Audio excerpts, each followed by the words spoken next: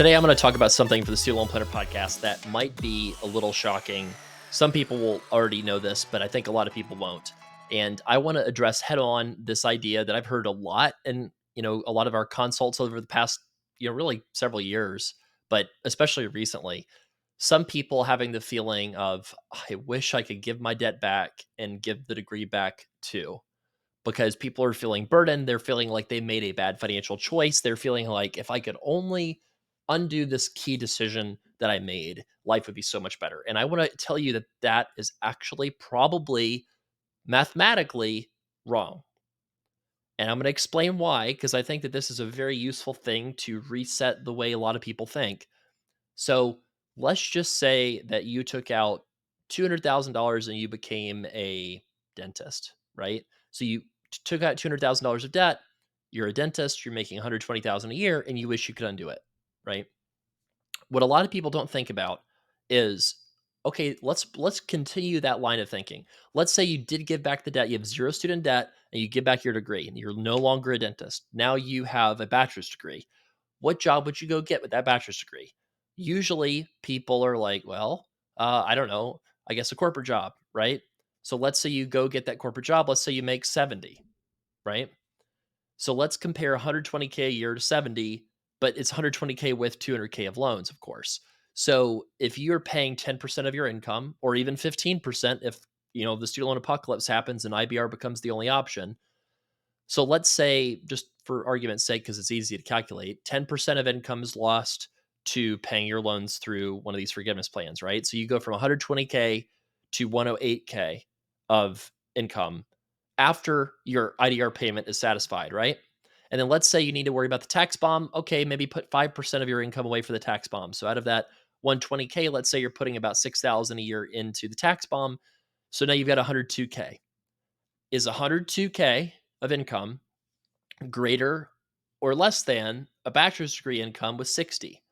Is a professional degree in dental medicine more or less financially secure in the next economic recession than a 60K a year job with a bachelor's degree? It is way, way more secure. Way more secure. I want to tell you how more secure. The unemployment rate for a professional degree holder is something like 2 or 3%. And a economic catastrophe, it rises to like 5% or something like that. Bachelor's degree, pretty consistently 5%, then jumps to 15% or something like that in a really bad recession. So, the difference between unemployment rates is actually even wider from professional degrees to bachelor's degrees in times of economic distress. That means there's like a flight to safety quality with having a professional degree. One reason why investors pay so much of a premium to hold US Treasury bonds is because they know when times get bad, they will be able to count on the US government paying its interest income, even if the economy is awful, right? Because we've done that even in depressions, right? We've always made those payments. So if you think about the fact that you maybe have a professional degree, do people need your skill? Do people need to see you? Even in bad economic environments, do people have to go to you for some kind of help? Probably the answer is yes. Can you have a random crackpot on the street, compete with you without any training or education? The answer is probably no, right? If I go sell, you know, no hate on people who sell essential oils, but there's no barrier to entry for that. There's no education that's required to do that. And so competition's therefore potentially unlimited. And, it's much harder to make it selling essential oils than it is to make it being a professional degree holder. Now, of course, bachelor's degrees jobs, a lot of those require degrees, but how many bachelor's degree holders are there out there? Millions, right? How many people have your profession specific degree? Tens of thousands, maybe a low six-figure number if you're, or if you're more of like a a profession with a lot more numbers behind it, like a nurse or teacher, versus like a veterinarian where there's like tens of thousands of those, period, which is not that many, right? So I want us to really reflect on this because I think that what happens is people feel shame and they feel like the one of the worst feelings you can possibly have is feeling like you're a um, I don't know if chump is a bad word, but like I don't think it is, so I'll say it. So people feel like they're a chump.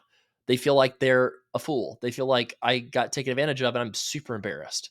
I don't want to tell anybody about this because I'm so shamed. I feel so much shame. I feel so much embarrassment. I don't want to talk about it. I don't want to even think about it. Right. And I think what happens is we're all of our own worst critics. So we like to beat ourselves up. We like to say, man, Travis, you're such an idiot. And I know because I've done this a lot, right? I mean, I beat myself up all the time. I am my own worst critic, and I see the same behavior that exists in other people because other people, we're all humans. We all struggle with similar things, right? And so what happens is, you beat yourself up and think, if I had only made that decision to not listen to my fill in the blank and gone to law school, or if I'd only not gone to medical school, I could have worked at fill in the blank company instead, and my life would be so much better right now. And I want to say that that is probably not true. Like your choice of profession is probably not as significant on your happiness as you might think. And the reason for that is like you're not stuck.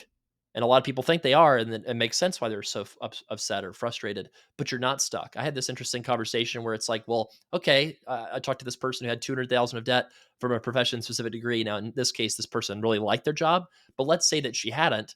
With Grad Plus loans, she could literally go back to medical school, borrow another $300,000 of debt. This person worked in the private sector, so she'd probably go get a PSLF eligible job as a physician in a nonprofit hospital system, and she would have been done with her loans faster with an extra 300K of debt than she would have in the private sector, continuing to go down the path of forgiveness with 200K of debt. So literally, if she wanted to more than double her debt and get a totally new degree and go down a totally new path in life, she could totally do that. That is totally an option with the really crazy nutso student loan system that we have. And think about, it's not just the fact that you financially probably have a better decision of doing your degree program. Uh, having done your degree program, that's not just that it's a better financial decision. It also gives you more time freedom.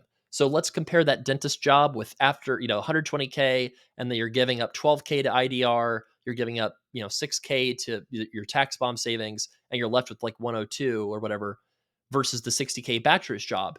So if you, let's say you dream of being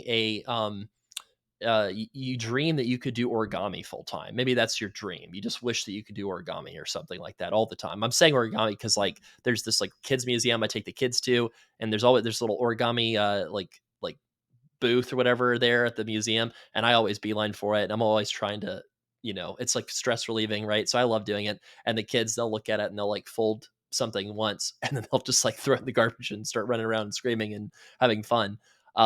So that's maybe just something that why I thought of that. But like, say you wanted to do some hobby, maybe it's like you wish you could be, you wish you could fish a lot more. You wish you could go to more like ballet classes as a hobby, or you wish you could do like a hip hop like class or something that like very few people get paid to do. Well, guess what? If you wanted to, with 102K of income, you could find a part-time job working 3 days a week. And instead of making 102, you'd make 60. And then you would have 2 extra days a week where you could do nothing but origami and hip hop dancing, ballet, and fishing for those Thursday and Friday days that you don't have to work. And you'd make the exact same amount of money as if you have a bachelor's degree. And not only that, but that 60K of income is a lot safer, and it's a lot more easy to bump that income up if you ever needed to, compared to if you're in this bachelor's degree role, you're working your full-time job, and the only way you have income go up is like switching to a higher paying job, which heavily depends on how hard you're working and if your skill set's in demand, if you're constantly learning, if you are in an industry that is in expansion, right? If depending on what your local job market is like, that's another thing, to be honest, too, is, yeah, there's a lot of drawbacks to being a dentist or a lawyer or a physician, but like people are not thinking about there's a lot of drawbacks to doing other things too. There are pros and cons to literally anything. And, yeah, sometimes people could maybe have a little bit easier time making decisions a little bit more carefully based off of where they want to end up and how they want to live. But that's anything, right? You could say that about literally anything. So yeah, if you'd really like to live in a big city, if you love urban environments, you're really like into the coasts. Yeah, like if you want to work your tail off, then going to law school is probably a good decision because you can get a big law job and have really high upside with your career. But conversely, if you are in medical field and you kind of wish you could do more, you wish you could have a high income, maybe it's not that great to go into medicine if you want to live in like LA or New York, if you want to be in medicine, if you're, just from a financial perspective, because there's just so much competition. and you actually make a lot less, if you live in those types of cities. Whereas if you like kind of don't mind living in a small to mid-sized town, you go into some sort of medical field, like you could be kind of quasi rich just because the demand is so high for these smaller towns, more out of the way places for medical professionals, because every single person everywhere needs your skill set, right? So that's the kind of thing that, yeah, in a perfect world, you would kind of plan that a little bit ahead of time. But that's okay that if you didn't, right? Why? Because if you have a bunch of student loan debt, you made a mistake. Well, you can fix the mistake. You can literally go back and borrow a whole bunch of more debt, go for forgiveness on that additional debt, also paying a percent of your income, and all the student loan debt is an income tax. So the reality there is, you make choices, right? And I think the problem, the fiction is that you don't have the choice. The fiction is that if I only could give my debt back and give my degree back, my life would be so much better. And that is probably not true. It is probably a lie that you're telling yourself because you feel just a lot of stress and shame and maybe anxiety and hopelessness or even depression at times. And I want to encourage you. I want to be somebody who's you're hearing from that says, wait a second, stop beating yourself up. You're so much more talented and you're in so much better of a position than you think you are.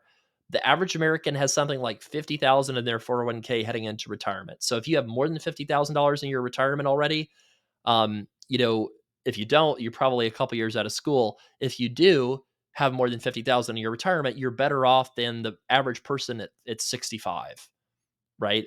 And so the problem is like people compare themselves to other people that they know, and that when you do that, there's always going to be someone ahead of you. There's always going to be someone whose parents paid for dental school, right? There's always going to be somebody who has a lot more money or a higher income or is more successful, and then you're never going to be happy. And even if you have zero student loan debt, that's not going to make you happy, right? So instead, I would just think about this in terms of, well, how does my life compare to somebody who is a high school graduate who doesn't have the opportunities that I have had? And, maybe I shouldn't be thinking about how I compare to, the other, highest highest wealth, like, you know, folks that I went to my, medical school with, right? Like that's just not a good comparison. So I would just say, what do you need to be happy? Whatever it is, that's what you should be pursuing. And I want to encourage you to do that, right? I want you to not feel like the student loans have to get in the way. And the other thing, parting thought for you today, today's like a little bit shorter podcast. We've got the whole team on a big retreat. So I thought I'd just kind of give it more of an inspirational take. And obviously we'll have a ton of super detailed, student loan policy kind of podcasts in upcoming weeks as we get more and more information about what they're going to do with, just all these different lawsuits and also the election and all the implications for that. So don't worry, we're going to go back to that at some point. But I want to make sure that the parting thought here today is that you need to have your own oxygen mask of happiness securely fastened. And what happens is if you prioritize other people and other things or other things you feel like you need to do, instead of your own happiness, then everything suffers. And so like if you're supporting, you know first generation immigrant parents, or you're, supporting a brother or a sister, or you are working your tail off so your spouse can have their dream home or something like that. Like you need to be able to communicate honestly about how you're doing and how are you feeling. And, it's very important that you have boundaries. I think that that's another thing that personally I learned a lot, from doing, just to be transparent, right? Like lifelong anxiety disorder. And one of the ways that you can, manage that is learning about boundaries, right? And that's like a big takeaway that I've gotten, just from being a hardcore people pleaser, feeling like people are always upset at me, or being worried about other people's feelings about what they're going to think or something like that. The way you can help with that is to have those boundaries, to say like, I need to have time for myself. I need to, be able to go after my dream of having my own practice. I need to be able to, uh, you know, believe in, or, get excited about the dream of, buying the car I've always wanted to drive, or, do the home renovation I've always wanted to do, or, have power over, what, when I get, a really mean patient, right? Having boundaries of, hey, it's not okay just because you pay, for this appointment, you don't get to treat me like that, right? So I think that that's one thing that I just want to impart today and just encourage you with is, have those boundaries, pursue your goals and dreams. Remember that a lot of the things we tell ourselves that put ourselves in a negative mood are lies, and it's just mathematically not true, right? And that's one of the fun things that I get to do in my job is like show people the math and be like, look, this is not an opinion. This is factually true that you're better off than almost all the other choices you could have made, right? Or at a minimum, there is a 80 to 90% probability that you're much better off, right? Because yeah, like if you had not done this profession job, you're obviously a smart person, you could have done a lot of other things. But, what's that probability that you would be making more than what you're making now? It's probably a probability that is a lot lower than you would think, just because profession specific jobs are, as a group, pretty hard to overcome in terms of the income you can make. And if you're not making the income in a profession specific job, you either probably are getting the job security, right? If you're a public servant, right? Or you're maybe doing more impactful, meaningful, soul gratifying work. And that's what I would hope, right? And if you're not, remember, you can just go back to school, get a new degree, and fix the problem and just still go for income driven repayment because there's no lifetime cap on borrowing, knock on wood, yet. So pat yourself on the back.